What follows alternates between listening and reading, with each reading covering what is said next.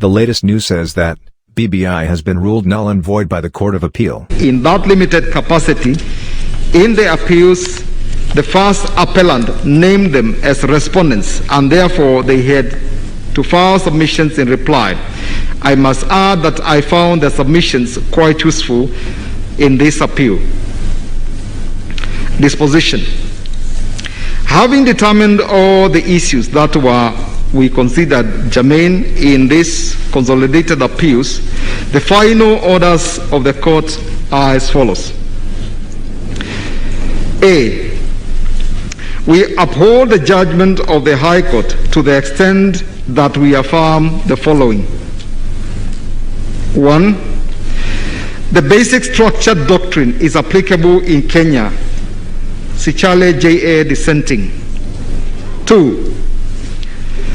The basic structure doctrine limits the amendment power set in Articles 255 to 257 of the Constitution. Sichale J.A. dissenting.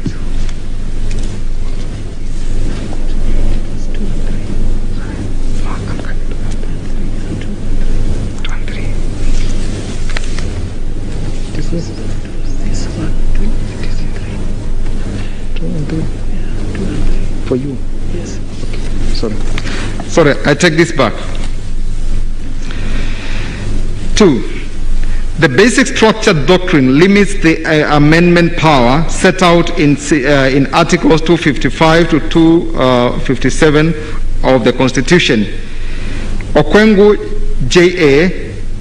and Sichale J.A. dissenting.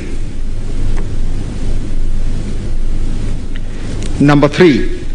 The basic structure of the Constitution can only be altered through the primary constituent power, which must include 4 sequential processes, namely civic education, public participation and collection of views, constituent assembly debate, and ultimately a referendum.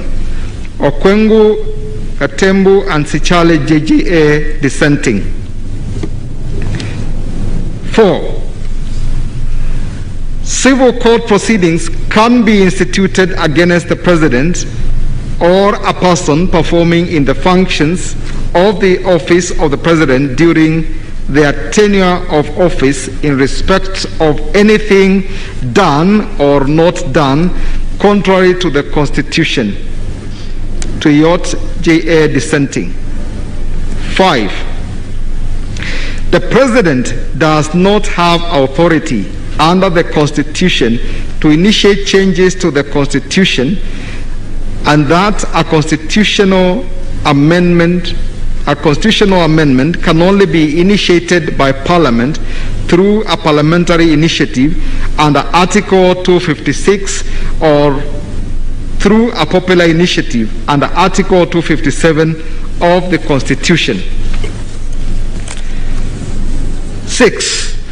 The Steering Committee on the implementation of the Building Bridges to a United Kenya Task Force report, the BBI Steering Committee has no legal capacity to initiate any action towards promoting constitutional changes under Article 257 of the Constitution. 7. The Constitution of Kenya Amendment Bill 2020 is unconstitutional under usurpation of the people's exercise